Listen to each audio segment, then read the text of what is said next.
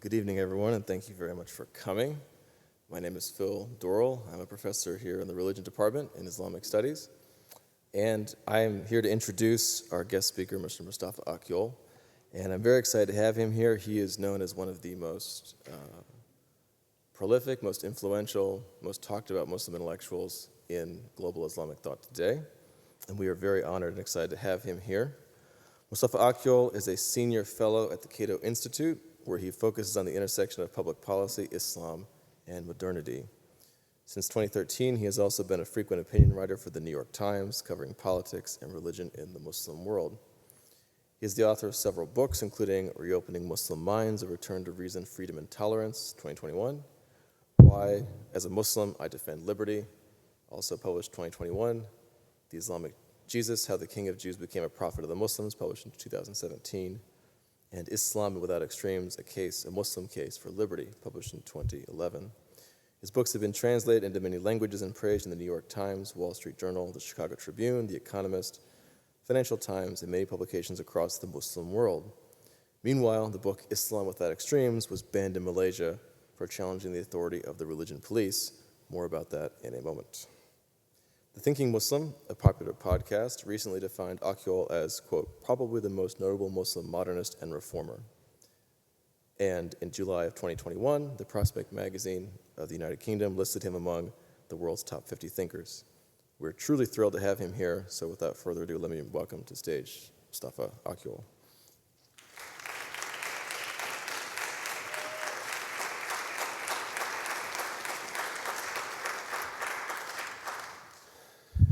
Thank you so much, Phil, for this great introduction. And thanks to Wofford College for hosting me here tonight, especially President Naif Samhat, who invited me with Phil Dorrell and Amanda Gilman, who organized everything perfectly. And thanks to all of you for coming here tonight. I'm sure there are more fun things to do on the campus tonight, but thanks for choosing to be here. My new book, I'll speak about my new recent book, Reopening Muslim Minds, A Return to Reason, Freedom, and Tolerance.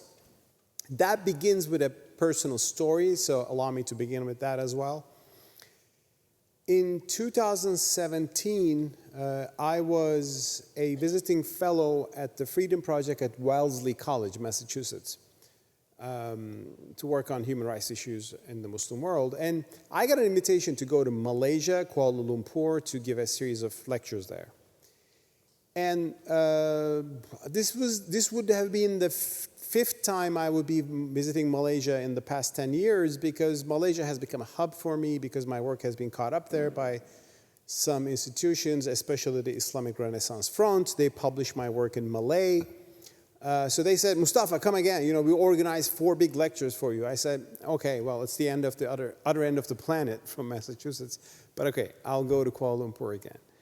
So I did that, and I went there, and there were 4 events. And one of them was on a very sensitive topic, the topic of apostasy, called ridda in Arabic, which is, publicly renouncing your religion and to choose another religion or become a, atheist, let's say.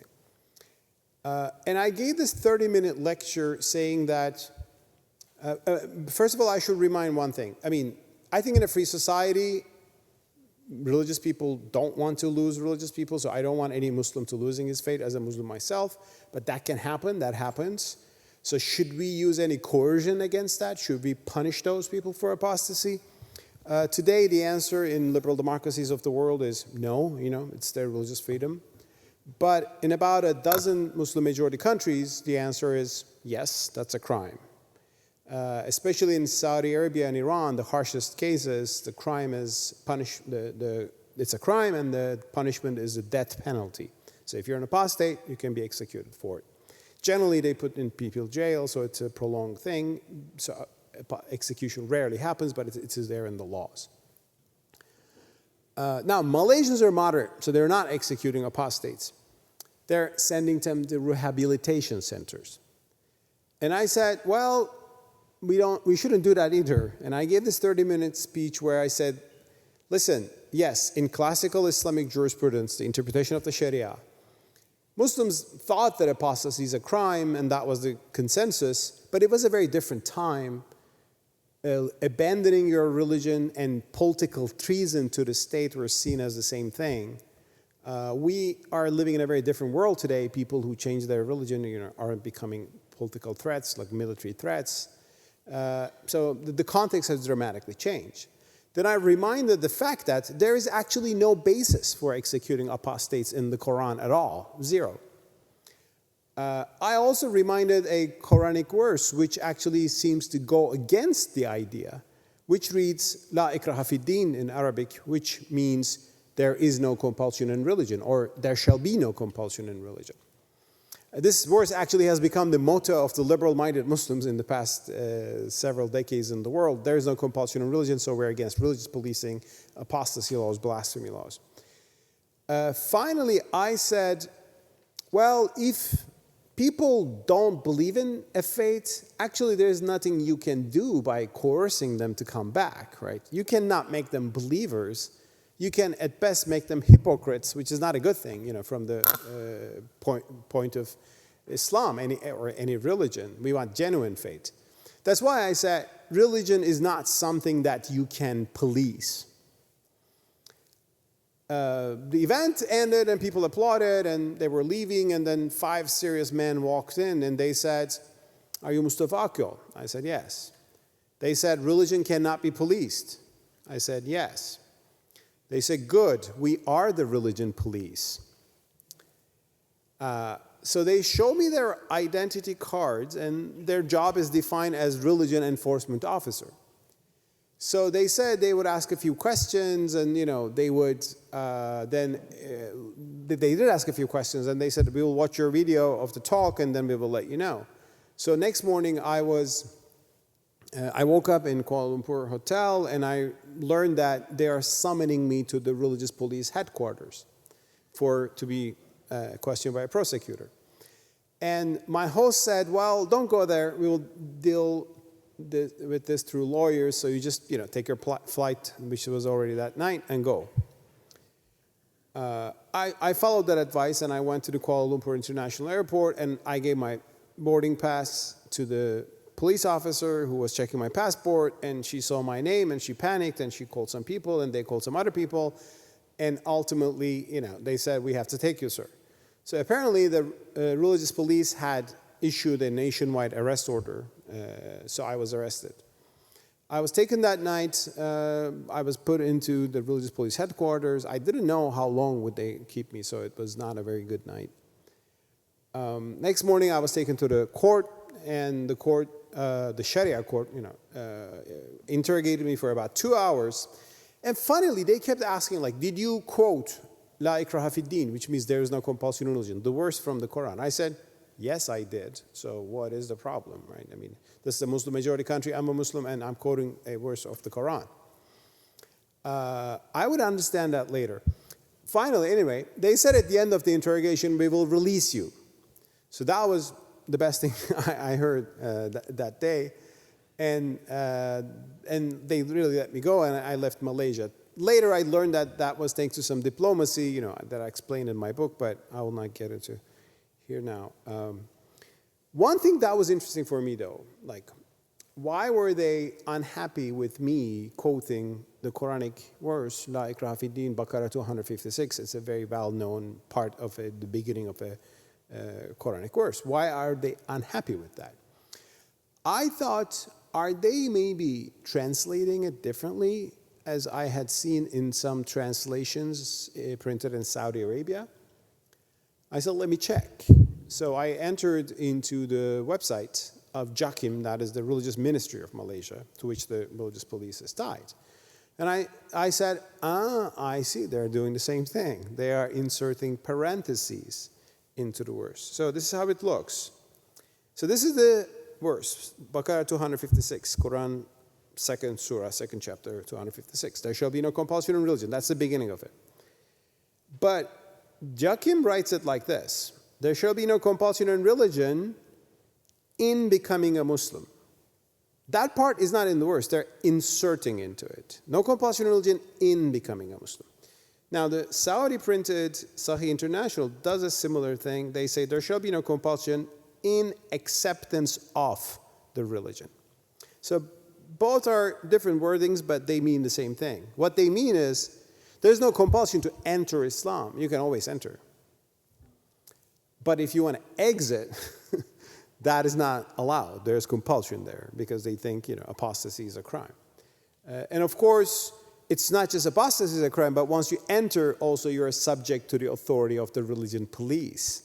So they can check whether you're properly dressed or whether you are doing your prayers or you're drinking wine or not. They do it very mildly in Malaysia, but certainly more harshly in Saudi Arabia and Iran. And certainly now in the new Afghanistan, under the rule of the Taliban, there will be a lot of religious policing, and women will be forced to cover their heads and so on and so forth. So the idea of enforcing the religious practice. So they're getting there by inserting this parentheses, but the thing is, it's not there in the verse, so they're injecting it into the Quranic verse. But why they're doing it? Because hardline traditionalists like the Jawi, Malaysian Religion Police, the regimes of Saudi Arabia, Iran, religious police forces in Indonesia, Nigeria, militant groups in Pakistan, these do not define the whole Muslim world by any chance, I should say that. And these are hardline pockets. And the Muslim world is very diverse, 1.6 million people, billion people. And majority of those, I think 1.6 billion people would agree that there should be no compulsion in religion. They're living in free societies and I appreciate that. But there is this hardline view that is out there and it is influential in certain places. Why are they doing this? Because they believe in not just this verse, but they believe in a whole jurisprudential tradition. The interpretation of the Sharia, Islamic law. And that has injunctions like apostates should be punished or religious practices should be enforced. And that's why I think the passion that they have to implement this requires some discussions about these issues in Islam today. Now, this is not the only verse, by the way, in the Quran which actually seems to vindicate freedom and tolerance. There are other verses in the Quran. If you read it, you will be amazed, especially towards the last chapters, in the shorter chapters of the Quran, which were the earliest in Revelation. For example, if you read the Quran, you can read a line like this: "You have your religion and I have mine." That is in the Surah Kafirun, one of the latest in the ordering, but one of the earliest in Revelation. This was a proclamation of Muslims to the polytheists of Mecca, who were idol worshippers. They were the other, they were the enemy. They were those who suppressed Muslims. And Muslims said, "To you your religion and to me mine." So that was lakum dinikum waliya din. That was a very powerful statement. So they were not enforcing their religion on those people, the unbelievers in this case. There's another verse which says to Prophet Muhammad, because the Quran speaks to Prophet Muhammad, it's not his word, but it speaks to him. "O Prophet, keep on preaching. You're only a preacher. You're not a compeller over them." So the Prophet Muhammad's job is to preach, but not to compel. He's not a religion police.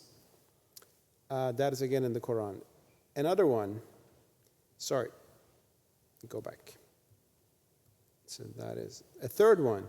"O Prophet, be patient over what they say and keep away from them in a graceful manner." This seems to address the issue of blasphemy. Like people say nasty things too sometimes about religion, offensive words. And the verse says, be patient. So do not go and attack them. Patient and keep away from them in a graceful manner. That's also in the Quran. But there's a catch. If you read traditional exegeses, tafsirs, not all of them, but quite a few of them in the mainstream Sunni tradition, will sometimes drop a note and they will say, well, this verse is there, but it is abrogated. So that term is important, abrogated, which means that the verse is in the Quran, but it's not applicable anymore. Its application has been overshadowed and replaced by another verse, which is not giving the same message. So what is going on here? Like, we have sections in the Quran, people insert verses into it, and some people say these are abrogated, and those verses seem to be the most tolerant and freedom-oriented verses. Well, to understand what's going on, we have to look a little bit carefully into the birth of Islam and how Islam became a religion of an empire, and how it began as a religion that preaches its faith, but also it turned into an empire of faith. So we should look back quickly to the beginnings of Islam. This map shows us, of course, the Arabian Peninsula. I mean, it shows us Europe and the Asia Minor, Africa, but Medina and Mecca, two cities. These two cities are where Islam was born, and it started to spread in the world. And in early 7th century, Prophet Muhammad was a merchant in Mecca. Until the age of 40, he had no prophetic ambitions, and he was just a merchant. He was a noble man. He was an honorable man, and he was a trustable man. People respected him and trusted him, but he had no intention to be the world-changing prophet. But at the age of 40, as we Muslims believe, at the year 610, in a cave near Mecca, when he was in a cave, he heard this strange voice, recite, ikra, recite in the name of your Lord. And that became the first verse of the Quran, the first revelation. It terrified him. Religious charlatans began their life by saying, I heard voices from God. He was actually not expecting that. It terrified him. And he thought he was actually going crazy, or some demons, jinns, were kind of haunting him. Gradually, he became convinced that this was a revelation from God. The person who convinced him was a Christian, by the way, a Christian monk called Waraka, who was a relative of his wife, Khadija. But anyway, he ultimately became convinced that he's the prophet God sent to his people, Arabs, and whomever can follow the Arabs later. And the message was a very simple but powerful message, that idolatry is wrong because there is just one God. Because Arabs were idolatrous people. They were worshiping a lot of deities. They had their idols in the Kaaba, that cubic building in the city, center of the city. And Prophet Muhammad was commanded to say, these are all false gods. There is no God, but just one God. And who was that God? The Quran also made it obvious, the God of Abraham. So this God had sent other prophets before, Noah, Adam himself, and then Abraham and Isaac and Jacob and Moses. So it's the Judeo-Christian tradition, if you will. And it was going to be the Judeo-Christian Islamic tradition, because Islam was the last, chapter in this Abrahamic monotheistic story. So this is a miniature from a Muslim biographer of the Prophet from the 14th century. It shows how he's hearing the revelation in Mecca, and the message is no God but the God. Just one tiny information here. The word Allah in Arabic simply means the God. It's a combination of two words, al-ilah.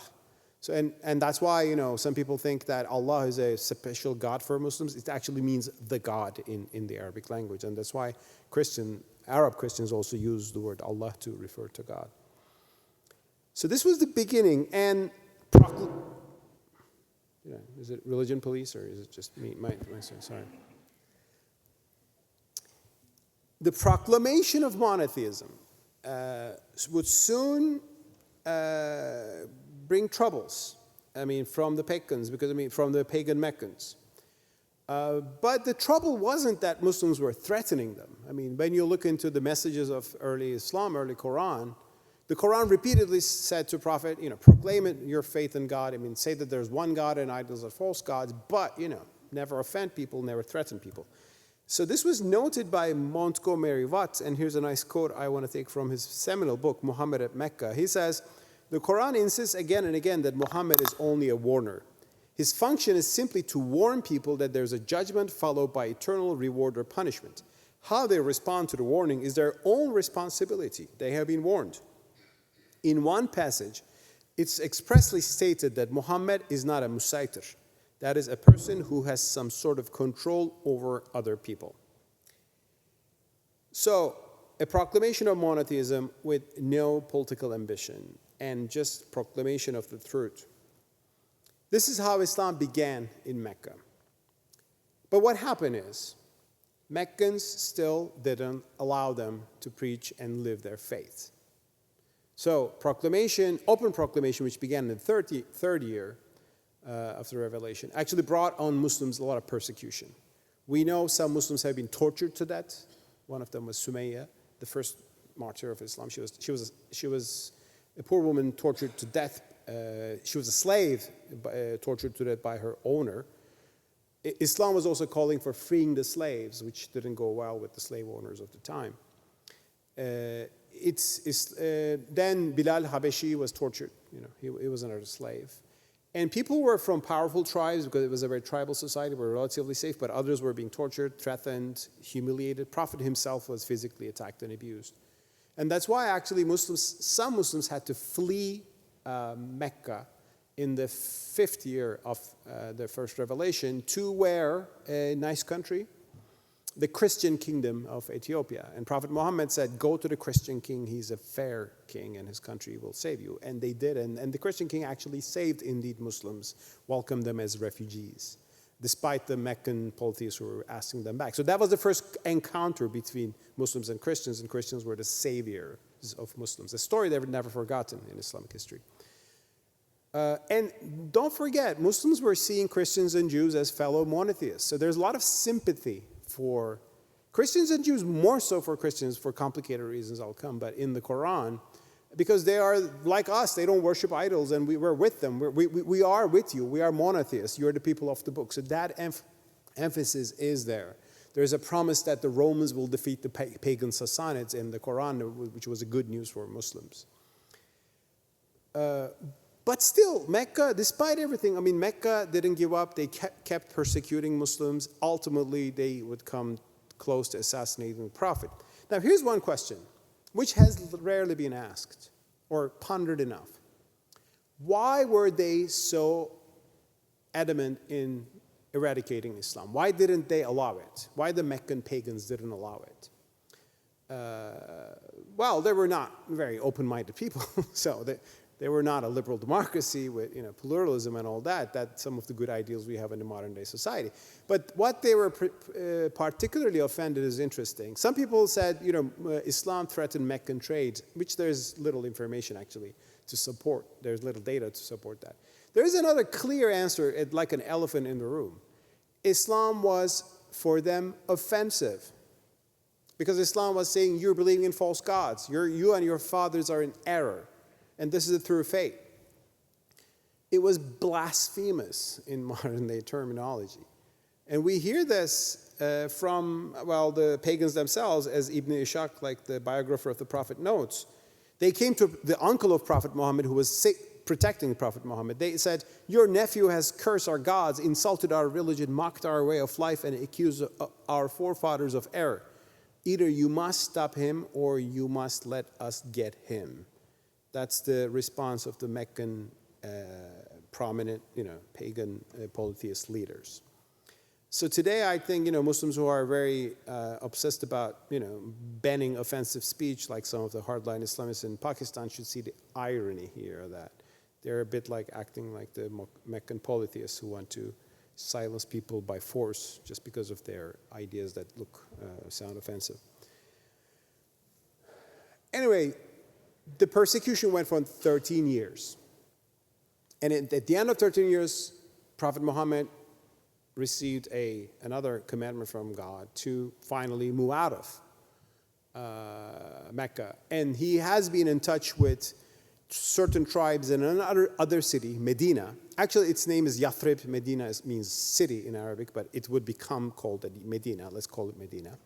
So these people in Medina said, we believe in your message. We accept there's only one God. And by the way, we need a leader. Come join us. Come be our leader in Medina. They give him bay'ah, allegiance. So that's why Prophet Muhammad made a historic hijrah. Hijrah means migration. And he escaped, he barely escaped with his companion Abu Bakr to Medina. And once they left Medina, their homes were raided and their properties were plundered, and they became, things to sell in the markets of Damascus in Medina's popular, trade routes. So, and all this was a continued aggression. And then came a new verse telling Muslims something they did not do before. And that was a verse about armed struggle. So with hijrah, migration, soon came jihad. That is armed struggle. Jihad actually means just struggle, so it could be any struggle. But in the context that we're speaking about, it means war. And this is the first verse in the Quran that actually allowed Muslims to do this, to take up arms. And it is in the 22nd surah, Hajj, and it reads, "Those who have been attacked are permitted to take up arms because they have been wronged. They are the ones who have been driven unjustly from their homes only for saying, 'Our Lord is God.'" So this is the first verse ever that allowed Muslims to fight in the name of God. But what was the rationale?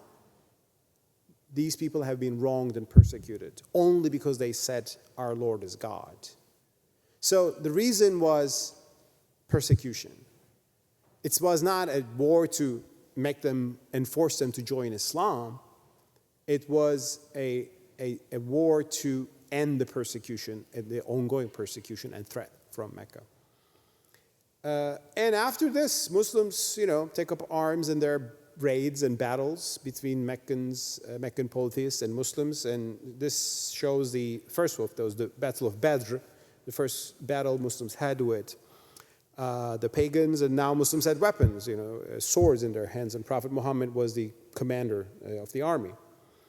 The 10 years in Medina mostly went with such battles. There were several: Battle of Uhud, Battle of the Trench, and there was a peace deal, but the peace deal was broken by the polytheists, and ultimately the Muslims conquered Mecca, and there were allied tribes which became a part of the war effort. So it became a more military campaign in the second part of the Prophet Muhammad's life. Now I'll ask you one question. In the history of religions, does this sound similar to another story where there are a group of believers persecuted in a land?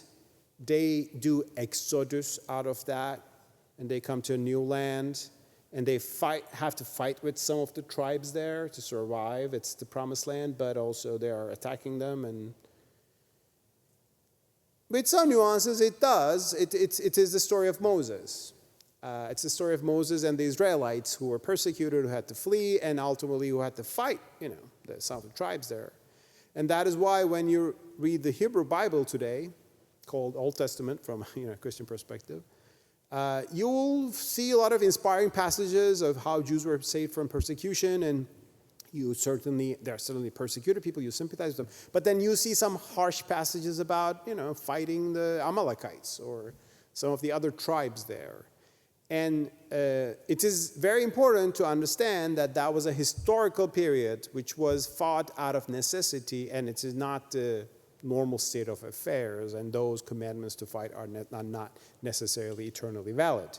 So if you don't make that interpretation, you can act violently with some passages from the Hebrew Bible, which some people did throughout history and even in the modern era. So it is important to understand, in my view, the Quranic commandments about fighting the unbelievers and all that, the verses about qital, that we say war, in their historical context. A battle that the Prophet Muhammad was forced to do, that was not the beginning of his leadership and his prophetic mission. Here's actually one question that has not been much pondered, I think, in the Islamic tradition. What if the Meccans said, "Fine, stay here and practice your religion, we're not going to bother you"? I think Islamic history would be quite different. There would be no hijrah, no battles, and Islam would grow just peacefully. The reason why it included war and conquest is because of persecution, and ending the persecution was the key issue. So this is the beginning of the story, and ultimately Prophet Muhammad passed away in the year 632. And what happened, that is a complicated story. People can't agree on what happened with that. I mean, who was the rightful heir of Prophet Muhammad is a story that divided Sunnis and Shiites for 14 centuries. And was it Ali, as he designated, as our Shia Muslim brothers believe? Or was it the normal state, what happened in history, which is Abu Bakr, Omar and Osman, and finally Ali. My answer as a Muslim is like, I don't know, I wasn't there. And I would respect these both traditions, and I'm more on the Sunni tradition, but I understand how the Shiites feel about history because they see it in a certain way. But this kind of successorship to Prophet Muhammad became a controversial issue. But the other issue is, when Prophet Muhammad passed away, he had left a state in Medina. I mean, state, not a modern state, but a state in the sense there was a polity which has an army and which taxed people and which had legislation too. And legislation for that context to a great extent. Arabs had corporal punishments for theft. They were cutting hands because there were no prisons. The Quran continued with that. It was very contextual if you look into the history of it. Prophet Muhammad passed away, and what to do with this? You have an army and you have a state and you have a new religion. Well, maybe Muslims could have said, we will preserve Medina and try to preach our faith peacefully and so on and so forth. It didn't work that way. What happened is that Muslims began using the military means to expand the faith. That's why Islam in a century turned into an empire that captured a big part of the known world from Spain to India, basically. Here is a map showing that. This is the expansion of the Islamic Empire, first under Prophet Muhammad in the dark red area. That was just the Arabian Peninsula. But after him, the Rashidun Caliphate, 632, 661. So these are the first 30 years after Prophet. So you have parts of Middle East today, in today's terms conquered, and then you had Spain all the way to India. And these are the heartlands of Islam still, although there has been more expansion, and there has been some peaceful expansion of Islam as well. To Indonesia and Malaysia, Islam didn't go with conquest, but with trade, and in some parts of Africa as well. But there has been this big empire building. Now, here's an important question, I think, in the 21st century where Muslims should look back and see. And the question is, was this just a natural flaw of history, or was this a divinely guided blueprint, like Islam conquering the world through armies? Was it that? And I've come to conclude myself as a Muslim is that, well, it was just an accident of history. It was things were done at the time. And that is interesting that Islamic jurisprudence, the interpretation of Sharia, took place in this imperial context. And in this imperial context, for example, the theory of abrogation of the Quran emerged in this imperial context. You know why? Because there were some verses which didn't fit with the idea of conquest. One of them is the Quranic verse, Baqarah 190, which is one of the early verses, again, which allowed armed struggle. It says, fight in the way of God with those who fight with you, and do not exceed the limits. Surely God does not love those who exceed the limits. Now, this could well be understood as a justification only for defensive war. Fight with those who fight you in the first place. That's why some jurists said, well, there's another verse, the verse of the sword, Tawbah 5 and Tawbah 29. These are the two verses which actually call for open-ended war. And they use those verses to abrogate this verse. This is one of the abrogated verses in not all, but quite a few jurisprudential texts, exegeses, the tafsirs of the commentaries of the Quran in the medieval era. And as scholars like Asma Afsaruddin has skillfully and cleverly has shown, abrogation doctrine was especially supported by scholars who were strongly allied with the Umayyad dynasty, which was the leader of the empire. So it was an imperial context, and it looked that way. You know, this part of the Quran looked more appealing, the parts about verses, and other parts that defined jihad as defensive became less interesting and even abrogated. Now, in this context, let me see. One thing. Okay. Now here's a question I asked a minute ago, but let's ponder on that a little bit. Why Muslims chose to have empires and expand and with swords in their hands go all the way to Spain to India? I think the answer is clear. Islam is a universal religion. Islam wants to expand and bring the truth to everybody, right? It's a universalistic mission. It's a universal religion. And I think there's nothing wrong with that there's something true and beautiful about that. But how do you bring truth to people? Now, I think the key to understanding this is that at that time, without military conquest, actually you couldn't spread your religion. I mean, it was not like a world where you could go there in the middle of Rome and, open an Islamic cultural center and, recite. I mean, so that was Christendom. You wouldn't go. You wouldn't do that. They wouldn't allow you to do that. Actually, Islam was born into a world where empires had religions and enforced them. And these were the two empires that Islam found. I mean, this is right the birth of Islam. And the Arabs were in the Arabian desert, and you had the Sassanid Empire, which had Zoroastrianism as its official religion, and you had the Byzantine Empire, which had Christianity as its official religion. This is post-Constantine Christianity, because let's not forget that Christianity began as a peaceful religion, and I think there's a great tradition there.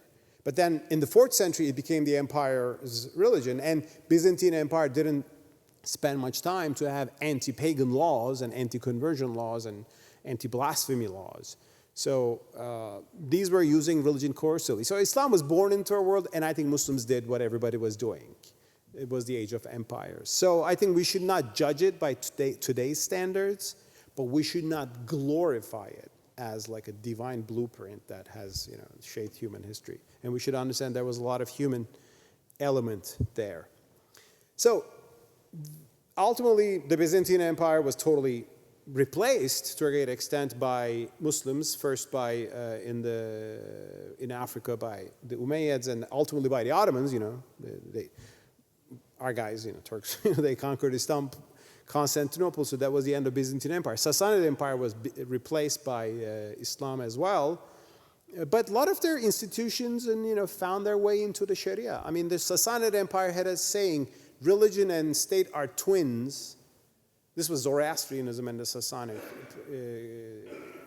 It became an Islamic adage, Dina Devla, they are to marry together, state and religion. So it became a part of Islamic culture, these pre-existing cultures. And one more thing, for its time, actually, Islamic empires were relatively more tolerant than some of the other empires, especially when you compare to Christian empires. Why?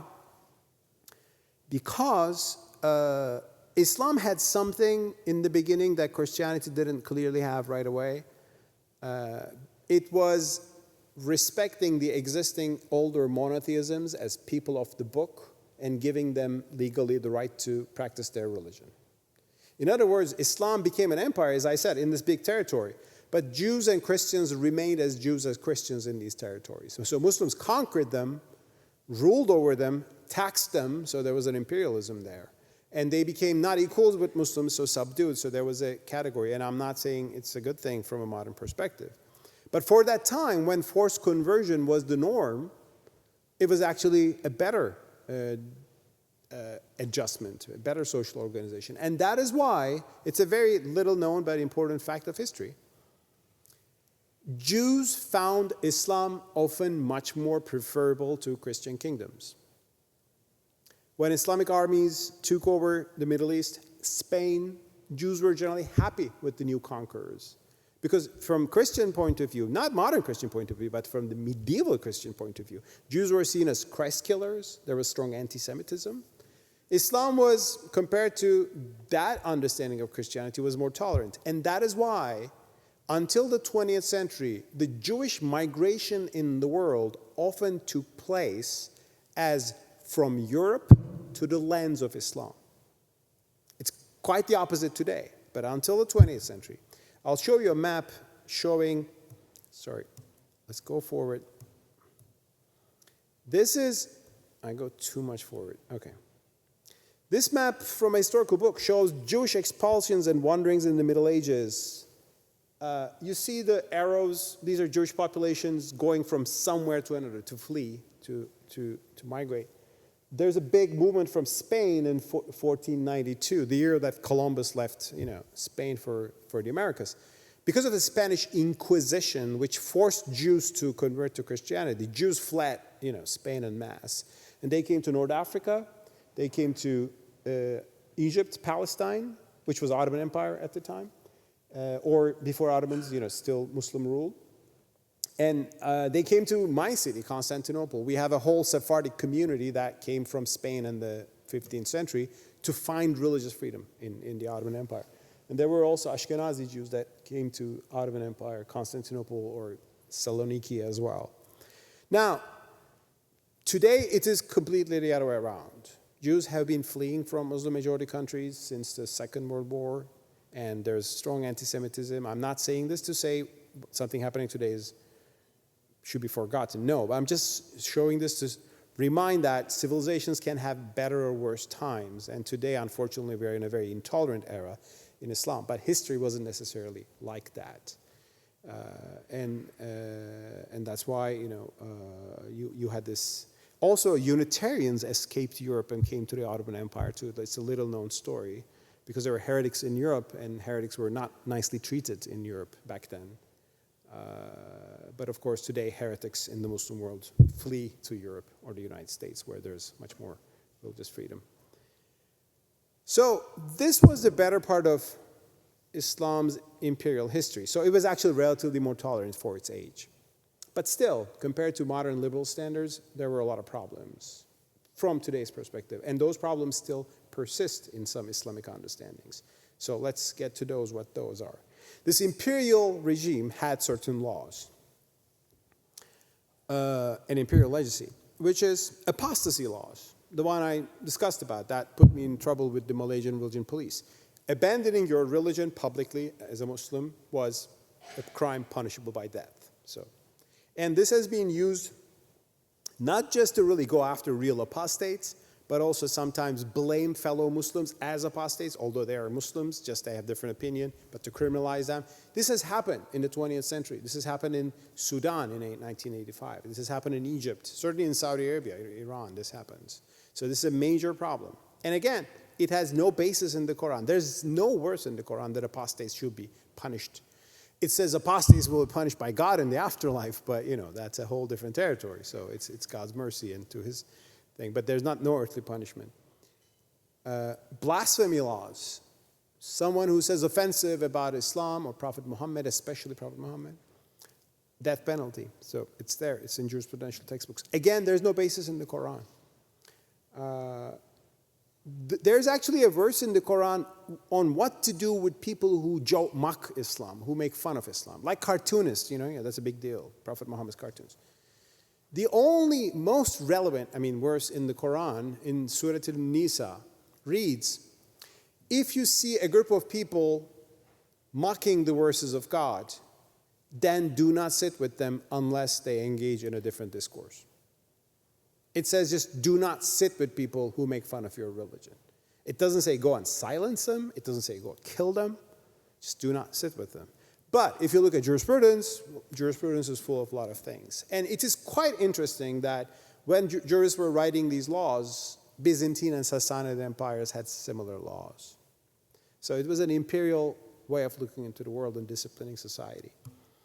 Inequality laws, as I call them. In classical Islamic jurisprudence, Muslims have more rights than non-Muslims. Non-Muslims are tolerated. Non-Muslims being Jews, Christians, Hindus, later that was extended to Hindus and Buddhists. And so they are tolerated and they have the right to practice their religion, but Muslims have more rights. Non-Muslims may pay extra taxes. Muslims have, their testimony is less valuable than Muslims in a court. And obviously, apostasy from them to Islam is welcome, but it's not the other way around. So there is that. Plus, men have more rights than women. And that was, I think, the patriarchal norm in human history, and that became a part of Islamic jurisprudence. Men have more rights than women on marriage and divorce and inheritance. Religion, morality, policing. So that's a big part of this coercive tradition. The Quran has a commandment, commend the right and forbid the wrong. It's commending the right and forbidding wrong. It's an oft-repeated commandment. But what does it mean? And early mufassirun, like the exegetes of the Quran, we know that, understood this as proclamation of Islam. But this gradually became religious policing. Like, are people drinking wine? Flog them and pour their wine. And are they playing to music? Music was considered haram by some jurists. There's no trace of that in the Quran, but they consider it, break their musical instruments. So discipline society. Check women how they're dressing. And again, this is a distant thing for a lot of Muslims today, but if you go to Afghanistan, check the Taliban, that's what they're exactly doing. In other words, they are imposing on society what they think as Islamically compulsory. Like they think religiously you should not listen to music, right? I mean, they think it's haram to listen to music, which is an extreme position. I mean, most Muslims, Sunni Muslims are actually fine. But there is a line which says, there is a view about music. So can you say, okay, Taliban, then don't listen to music? No, they don't want you to listen to music too. So hence comes all this religious policing, which again has no really clear basis in the Quran. Prophet Muhammad established an institution called Hispa in the Muhtasib, actually in Medina, but it was about fraud in the market. So he was trying to prevent fraud in the Medina market. This gradually turned into religious policing, as I argue in my book.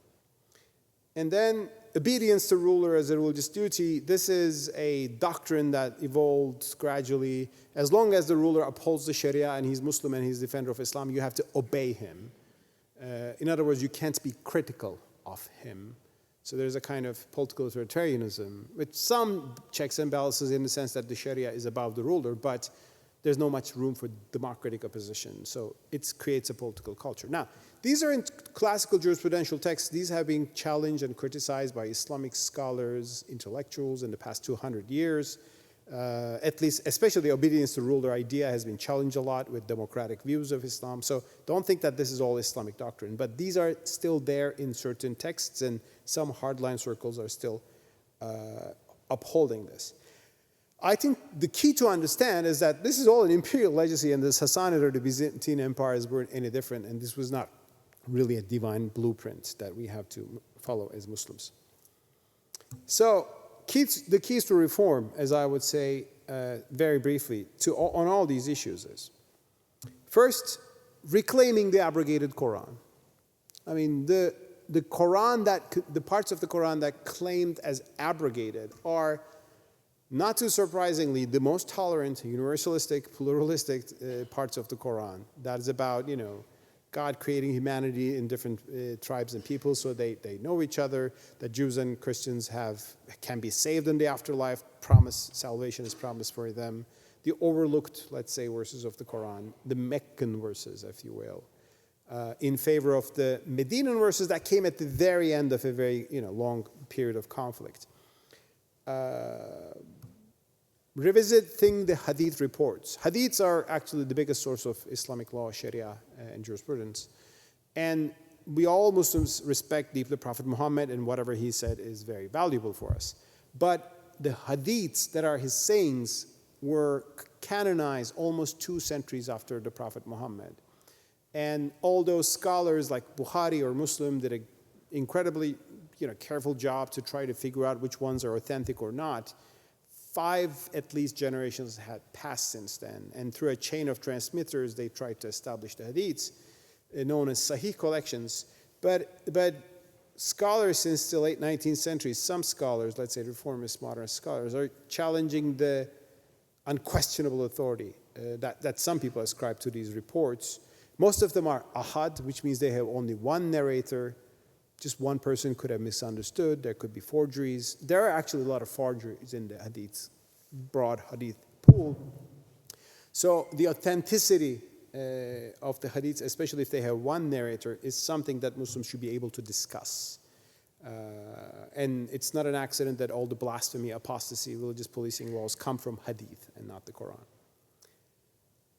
Reading texts in their contexts. So that is actually probably the key here. Even if we totally accept certain hadiths or the Quran. I'll give you one example. You may have heard that Saudi Arabia has a long obsession with not allowing women to drive cars. I mean, and actually recently the Crown Prince allowed it and it became a big reform, how liberal he is and so on and so forth. Taliban in the 90s didn't allow women to even walk in the streets of Kabul. That whole idea that women should not go around without a male guardian, mahram, comes from a few hadiths, from Prophet Muhammad, which may be true. I mean, I'm not, they are in Sahih Bukhari. It's quite probable that they are authentic. But when you look into what the Prophet is saying and when you look into the context, you can easily make the argument. The Prophet Muhammad in those texts say, A woman should not go alone, without a mahram in a distance of 1 day or 3 days, or two versions. So Prophet Muhammad basically says women should not go alone by themselves without male guardian, a male protector. Now, why does he say this? One way of looking at it is, he says, I don't know why he says this. He says this and I'll obey, right? So that's the blind obedience.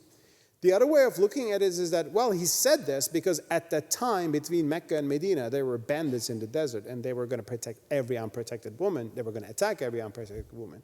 So a woman didn't carry weapons. It was a time that a male guardian could only protect a woman. So it was about their security in a specific context. And today, since we live in a very different context, a woman who drives an SUV between Mecca and Medina is not going to be attacked probably by bandits. She can be harassed by the religious police. That's a different thing. So if you care about security, maybe we should worry more about her seatbelts, rather than her, traveling with a male guardian. So that's a more intention-based approach. So that sort of approach, which is being promoted by more reformist scholars, I think key to understanding texts in their context. And finally, reviving rational theology, which is very connected to what I'm saying. It is, in Islam, there's a textualist understanding. Texts give us all the rights and wrong, all the ethical goods comes from God's commandments, right and wrong God tells us, so that's one view. The other view is that, yes, God has given us revelation, but God has given us reason as well. And people using reason can also establish moral value. Therefore, non-Muslims, infidels like Aristotle, can have ethical knowledge. And that's why actually Muslims studied these other traditions in their early history. But that rational theology has been put aside to some extent in the Sunni tradition. So reviving rational theology is a key point here. Now, finally, having spoken of theology, I want to emphasize just one more theological perspective, which is, I think, very interesting in discussions about Islam. And I wrote I'll speak about a theological school in early Islam. And I also wrote an article for the New York Times about this in 2015, because this school was defined by ISIS as the most dangerous heresy in the world of Islam. Now, ISIS, the terrorist army that calls itself Islamic State, they are so fanatic and ruthless and out of their minds that they even Taliban look nice, they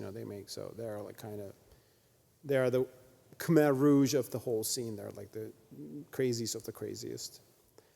But ISIS had publications, and I was reading them very carefully, and not because I liked them, but to see what they're saying. And I was really fascinated in their magazine Dabak to come across this 16-page article that the greatest heresy that the Muslim world has seen. So if something is heresy for ISIS, probably it's a good thing, right?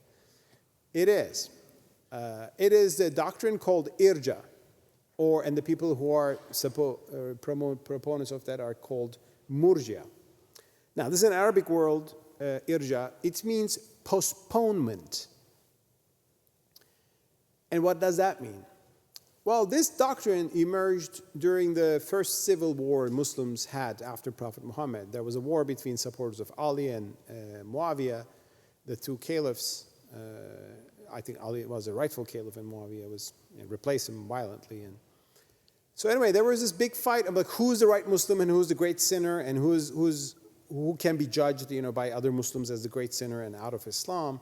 And there was this fanatic group called Khawarij, which is very like ISIS. They called every other Muslim kafir, infidels, and started attacking them. So they were the fanatics of terrorists of first century Islam.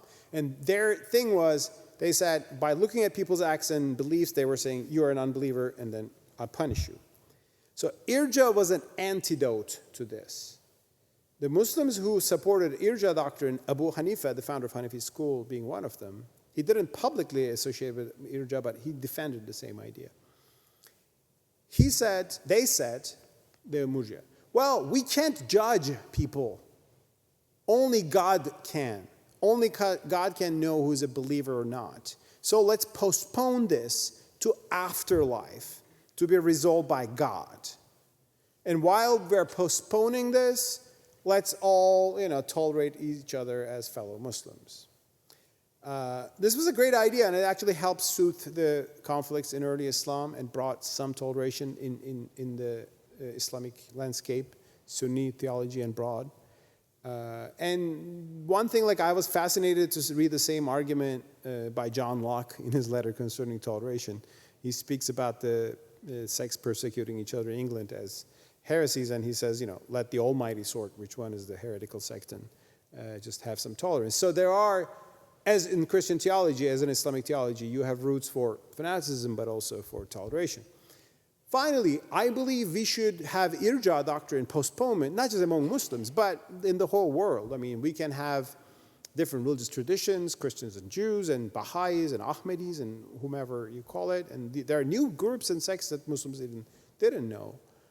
And let's all postpone the judgment on them to afterlife, to be resolved by God, and so that we can live peacefully. And again, that is right there in the Quran. And I think there's a remarkable verse in the Quran that articulates the irja point of view. So I want to finish with that. And that's Ma'idah 48, one of the important verses of the Quran. It speaks to Prophet Muhammad, and it says, so God is here speaking to Prophet Muhammad. We sent to you, Muhammad, the scripture with the truth, confirming the scriptures that came before it. What are those scriptures? The Gospels and the Torah, so Christian and Jewish, let's say Bibles. And it says, we have assigned a law and a path to each of you. So there's a law and a path for Muslims, there's the law and path for others. If God had so willed, he would have made you one community. If God wanted, we would be all the same thing, but he didn't want that way. That's why we have different religious traditions. But he wanted to test you through what he has given you, so compete in doing good.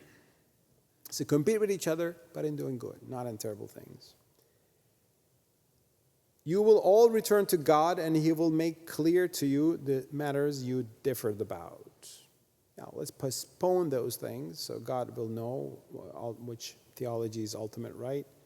Whether Ali was the rightful heir of Prophet Muhammad, or Abu Bakr, or whether Christian theology or Islamic theology, or which belief is true or not. We have the right to believe in those things, but we should leave the ultimate judgment to God. And that theology is right there in the Quran.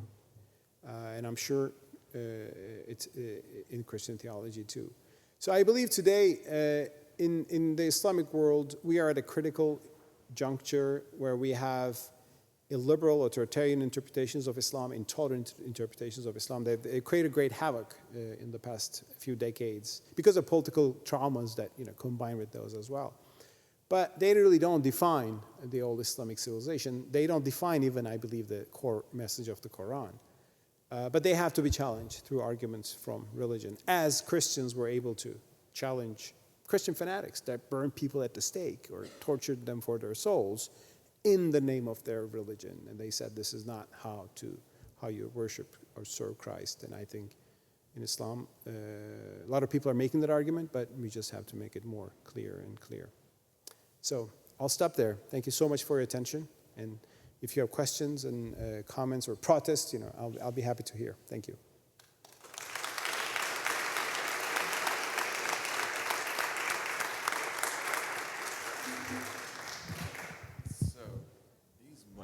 Work. Does this mic work? Yes, it does.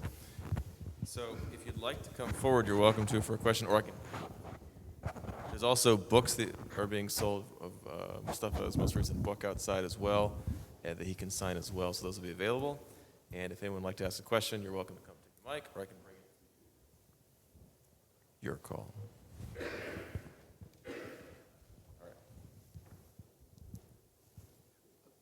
You listed some elements of reform. I would suggest that they could apply to any of the religions that humankind has ever created, and to the fanatical behavior that has eventually populated them. We, for example, are standing in a building that was built with slave labor. And in the Christian-dominant countries, we still have an enduring jihad, at least I'll call it that, called white supremacy. Is there, in your estimation, anything new that is likely to cause Muslim faith to pull back its fanatical forces or deviants any more than Christians? Thank you, sir. That's a very powerful question. Thank you very much. I mean, I'm still a newcomer to the U.S. and I'm learning all the, problems in the society, but this is on the particular issue you ask. I mean, I see the ugly history of slavery in this country and combined with racism. And I think it's an issue that has poisoned, American society from the very beginning into racism, and it's an issue that has to be solved. America has a much brighter story with religious freedom, and I appreciate that part, but I think the racial issues, is huge. And interestingly, as a Muslim, I can say, on that issue, actually, not on racism, actually, we have a better history. In the sense that Islam doctrinally has never been open to racism, and I think it's one of the features of Islamic tradition to be colorblind, like you don't judge with people with their colors. And one of the interesting stories with actually one of the prominent American Muslim leaders of the past century, Malcolm X, was that he was from the Nation of Islam movement, which of course defend the rights of black people, African American people, but which had some biases against white people. Then he went to Mecca and he saw Muslims with black skin and brown skin and blue-eyed and everything. He says, like, we are one humanity. And he became more humane even in his understanding and really post-racial in that sense, thanks to his faith in Islam. And he was killed by a fanatic from his own group. So every society has scars and deep. And I'm just focusing more on what is happening within the Muslim world, but I'm following all these things in the West. Regarding slavery, there is an actually sad story within Islam too, because slavery was a part of Islamic tradition as well. And I said that the Quran encouraged freeing slaves, and it did. And there are stories of Prophet Muhammad freeing slaves. But slavery as an institution was not abolished by Muslims until the modern era. Some people say it was milder than the transatlantic slavery, but it was slavery at the end of the day, and it was evil and had to be overcome. Interestingly, it was abolished in the middle of the moment to abolish slavery in the Muslim world began, I'll be honest, with British campaigns for human rights, initiated by Quakers. There was like an abolitionist movement which campaigned on the Ottoman Empire. The Ottomans banned slave trade in the Arabian Peninsula in the 1850s. And there was a revolt in Mecca against the Ottomans, saying that Turks are changing the Sharia, they will become infidels. So the Ottomans subdued that. So it was not easy in the Islamic world as well. Luckily now slavery is a past. But actually, slavery is a great lesson for our religious traditions to understand that, well, our traditions have some problems. Because now today, everybody probably understands that slavery was terrible, right? But for centuries, people didn't think it was terrible. And I think the key was the lack of empathy. You didn't put yourself in the shoes of the other person. You didn't try to understand what that person was feeling. And that's why, for example, understanding what they're going through opens up minds and triggers the conscience of people. In the Ottoman Empire, one important step towards that was a novel by Ottoman intellectual Sami Paşazade, and he wrote a novel, Sergüzeşt, which is the story of a female slave that had a terrible life. That novel, reading that, wow, I mean, these slaves are going through terrible lives, so it just gave that recognition to some people. One thing though, luckily in the US, at least legally, these things are history. I mean, slavery has been abolished through war, and it was difficult, and Jim Crow laws, I mean, it was difficult, but civil rights, at least legally, equality has been established, but there are structures and attitudes and biases and hateful narratives. So that is a problem that has to be healed. When you have legal structures that discriminate against people, that is one step back, and we have that sort of thing in some countries in the world today. And regarding, in Iran, if you're a Baha'i, you're legally discriminated against. In Pakistan, if you're Ahmadi, you're legally discriminated. So you have to heal that, but then you'll have to work with the social biases as well. Which I think shows that, I mean, to make our societies better and more humane is an ongoing struggle. And I think we can accomplish that by what Ibn Rushd, the great Islamic philosopher, but also jurist, Averroes, as he's known in Western history, when he wrote about the unwritten laws of humanity, Sunan Gair Maktuba in Arabic. He was one of the greatest philosophers of Islam, Aristotelian philosopher, but he was a deep Islamic thinker. And he has a very interesting passage where he says, God has given us written laws, but then he has given humans unwritten laws, and he says compassion and filial piety, respecting your parents. These are like universal values. And he says when those clash with each other, we have to interpret written laws based on these universal values. And we should know that all humans have those universal values, or all human societies have all those values. So, I mean, thanks for reminding the problems in the US, and I'm aware of them. I'm becoming more aware of them as I move to this country. But I also want to say that the freedom of speech that one can have in this country, you can criticize the president and the police is not at your door. That's a blessing. That doesn't happen everywhere. Or religious freedom. I mean, in terms of religious freedom, I think the US has a positive story to tell compared to other places. Are the brighter, I think, aspects of the American story. But racism and combined with slavery, because in Islam, it was not racial. Non-Muslims could be enslaved. It had nothing to do with your skin color. But in America, there's a combination of two evils together, which made everything worse. So I hope it will be healed.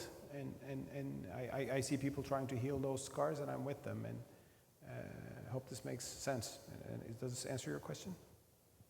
Okay. I mean, if there's a part I left, please. Okay, thank you. If I understood you correctly, you may have mentioned Abdulaziz Sachedina.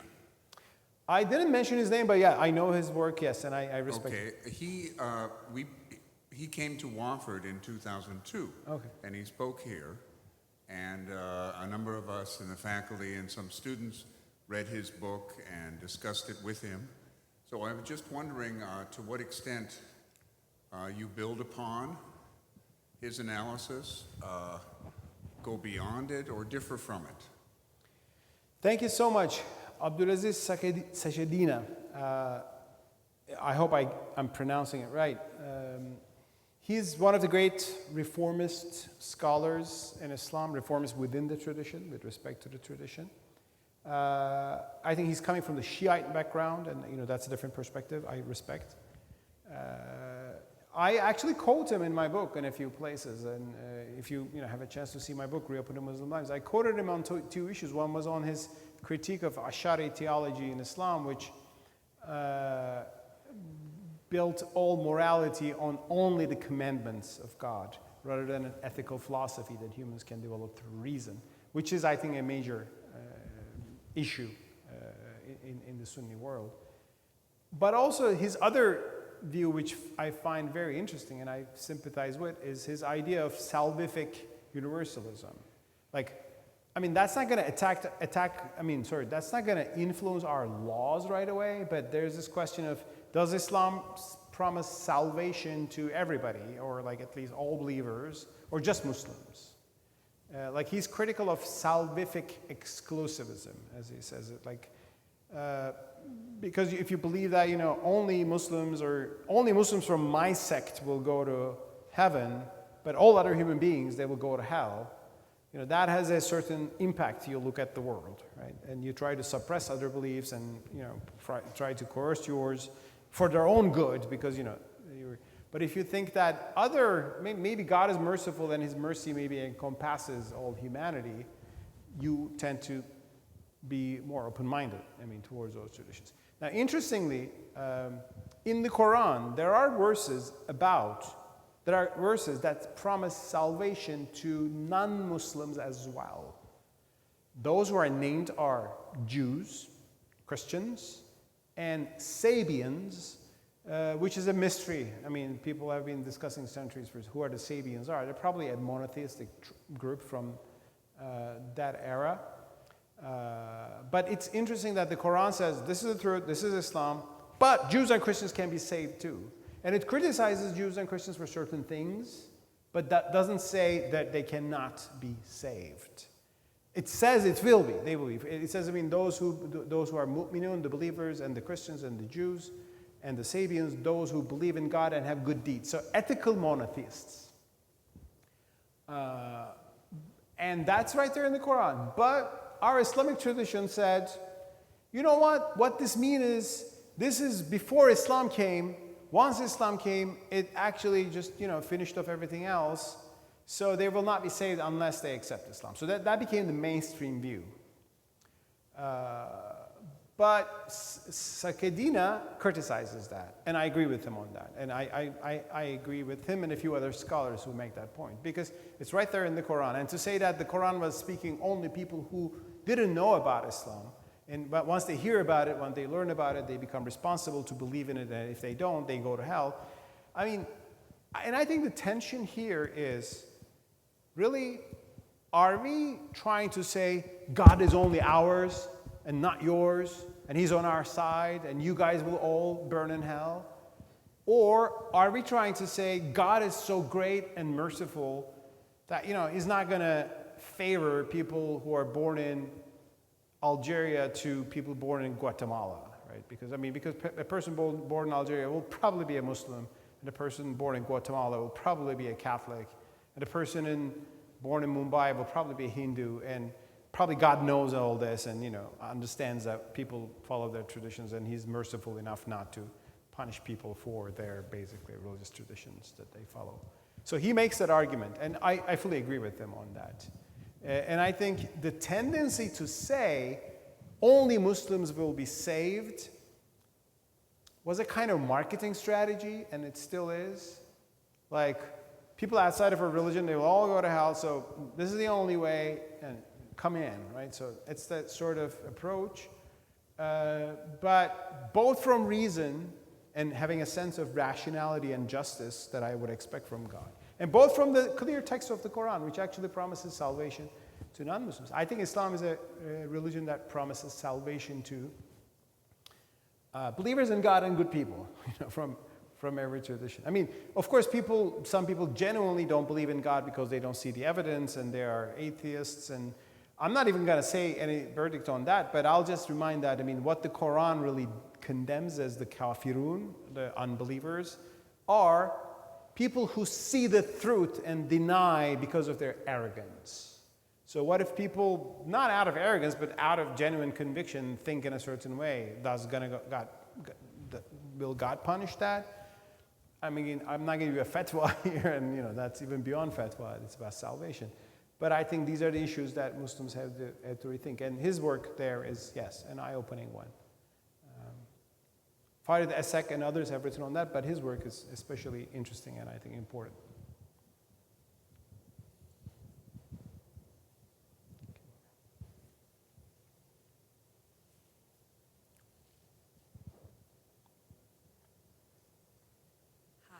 Your presentation was fabulous, but I did have a question. So, whenever you were talking about tolerance, in my opinion, it engenders a lot of boundaries in terms of behavior to others. But does the idea of tolerance that you presented today encourage acceptance? Because I do feel like there's a difference between the two. Mm-hmm. Thank you. Here's what I can say. Tolerance is the minimum that we need to demand. Acceptance is a bonus. So if acceptance comes, that's a great thing too. And I'm not sure if they're necessarily different concepts. Here's what I can tell you. There are people with worldviews that I find wrong, right? I'm a theist. I'm a believer in God. I think an atheist person is in error about the great scheme of things, right? But he can be a good friend of mine. He'll be a good neighbor of mine. And I will think he has an error there, but I will tolerate that. But I'll be, accepting. There's not a necessarily tension between those things. But when you come to religious doctrine, there will be Muslims who will say, well, those guys are heretics. They will say things that their idea is out of line. I'll say, okay, you can think like that. but you still have to tolerate him as a citizen with equal rights and a human being with a dignity. So tolerance is, I think, the first step to organize bring a society. And let's not forget that nobody will agree on everything, and they don't have to. And people might have passionate opinions on political views, on doctrine. I mean, one thing, Christians and Muslims will probably never agree on the burning issue of the divinity of Christ, right? In Christianity, divine Christ is the key of the faith. In Islam, we don't say that, it's God is one, and we see that idea as unacceptable. Well, that will be there. That's not going to go away. But Muslims can tolerate Christians, and Christians can tolerate Muslims, as they do, in many parts of the world. Tolerate not as looking down or like belittling them, but we disagree on that, but we accept you as equal citizens. On gender, on sexual issues, that's, for example, one burning issue that always comes. In the Muslim world, go to Pakistan and preach about LGBT rights, right? You will not get very warm responses from certain circles, but they will say, these people are doing that God banned, and this is not what God wants, and this is sexually deviant, and so on and so forth. That's what they will say. And I will say, okay, you have the right to say, according to our religious tradition, this is the proper way of marriage and sexuality. That religions have a right to define what is morally right for them. But people who may not be following that, out of their natural inclinations, out of their whatever, you have to respect them unless they're harming you and their fellow citizens. So you have to tolerate that. So that's why I begin with tolerance, which is the minimum we need, in a society. It can come to a level to say, well, since God created them that way, maybe it's okay, that's another, step that will be taken. But, I can't give a fatwa for that, right? But I will call on fellow Muslims to think, well, if God created with a certain sexual inclination, why is he also condemning or punishing them for those, unless they're harming, of course, people? So I will open those discussions, but the minimum I will say, well, tolerate people, whatever their inclinations are or their lifestyles are. That's why I emphasize tolerance, which is a classical liberal value, began with John Locke, and that's the minimum you need in some conditions. Then we can have other discussions that can lead to, or may not, lead to full agreement or acceptance, which you can't actually get in any society, but we need, I think, tolerance in any society. Hope this makes sense. Thank you. Can I pass this around to anybody else? If not, I'll ask a question. All right, cool. I have a question for you. You have a question? I do. Okay, awesome. So you make a really, really good point, a number of good points, and one of my favorite ones is how the point that in both the Hebrew text, the Old Testament, and the Quran, you have the possibility to interpret it in a way that supports empire and coercion, or you can interpret it to support liberty and what we'd call human rights. And as you point out, the politics of the day often dictates which option the powers that be will go with. And as you say, and as we know, in the Christian world, it was not a foregone conclusion at all that the liberty argument would win. And it took a lot of devastating warfare to get to a point where that argument could be accepted, and then politics supported it. So if it's a set of political conditions that are holding back the popularity of a liberty argument for the Quran, what are those political conditions right now that are making it harder in the Muslim context for that argument to emerge? Because as you say, it's there. It's been there for a long time. No. But it's politics that holds it back. What are the specific kinds of politics that are holding that back right now? Great. We could have another lecture on that. Yeah. But, thanks for opening up a whole discussion. By the way, I should say that there are grounds for coercion if you look for it. And there are grounds for, let's say, religious war in the Quran and the Hebrew Bible. And I would admit that in the Christian story, right there in the life of Jesus, there's almost nothing. So that's an advantage, I think. But let's not, forget that Christians did a lot of coercion, and they actually inferred it from the Gospels. There's a line in the Gospel of Luke which says, go out in the roads and compel people to my church so they enter, so my church may be full. The compella intrare, that's the Latin term, compel them to enter. Just one line in Gospel of Luke. To come to my table, yeah. Sorry? To come to my table, yeah. Okay, yeah, Compel come them to my table. Okay. That was used for centuries. I mean, like Inquisition and forced conversions and all that. And I mean, I think C.S. Lewis says it's been terribly abused for centuries and so on and so forth. So at some point, I mean, no, we shouldn't understand it that way, sort of thing, right?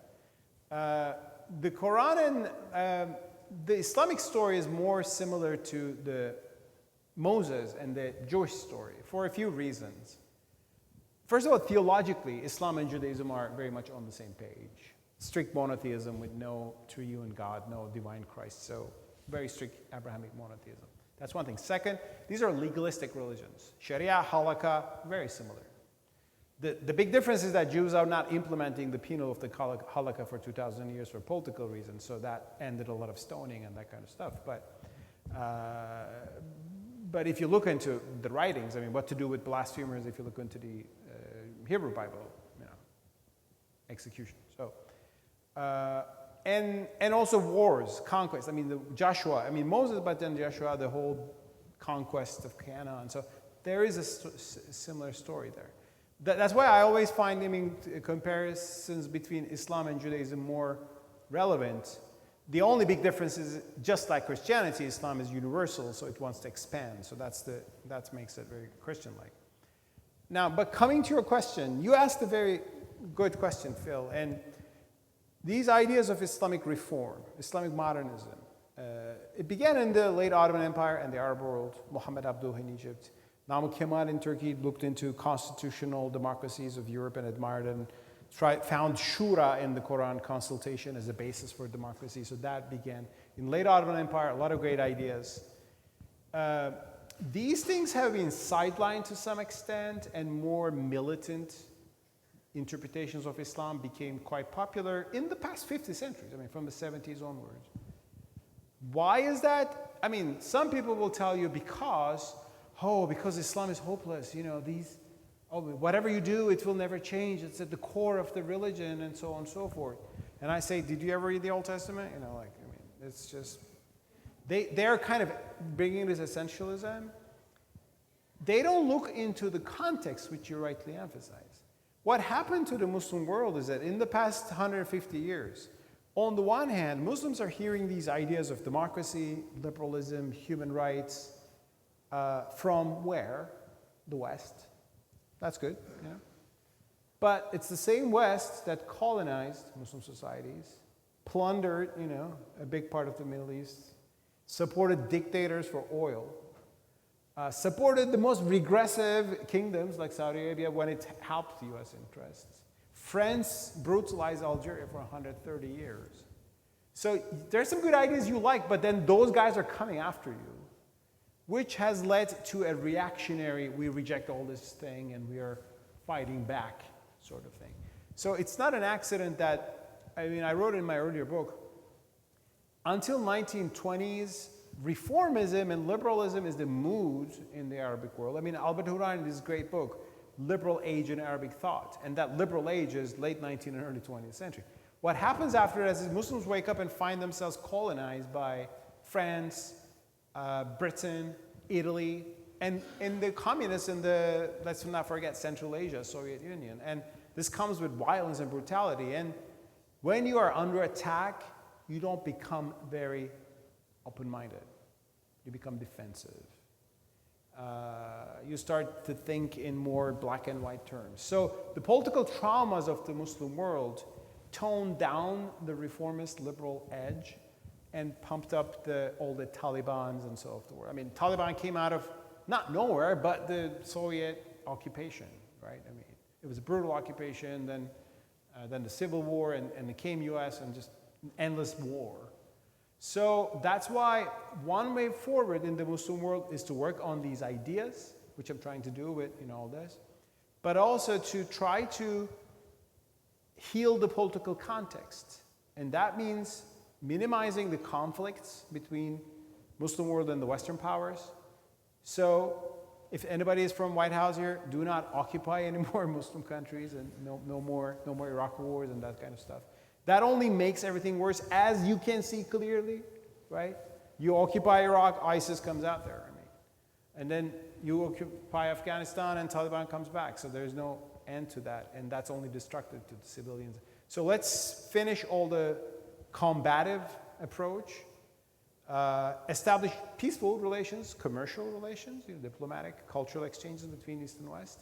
And within Muslim societies, let's try to bring democratization, openness, through whatever, every society's path is different, through different means. But ending the political traumas and the occupations and the drone strikes, and that is actually the number one thing the outside world, especially the Western countries, can do to help this big issue in Islam. One thing in Christianity was that when Christianity was having its own bloody madness, slaughtering each other, there was no much outside power coming to threaten. Well, there was the Ottoman Empire, and there is an obsession with Turkish conspiracies, and Ottoman Unitarians were actually seen as Turkish spies. So there is some resemblances, but it was not a big issue at the time, especially for England, let's say, or Holland. But in the Muslim world, we're trying to reform things. On the one hand, then you have some occupation troops, at the door, or some next country, and ending the Arab-Israeli conflict peacefully and finding a peaceful, fair solution will be also key.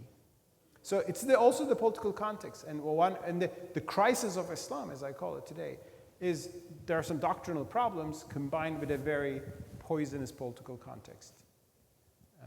But thanks for reminding that. Hope this makes sense. Anyone else like to comment or question? Mustafa has also offered to stay here and talk as long as anyone else would like to. So please say hello on your way out, buy a book, and thank you all for coming. I appreciate it. Thank you very much. Thank you very much.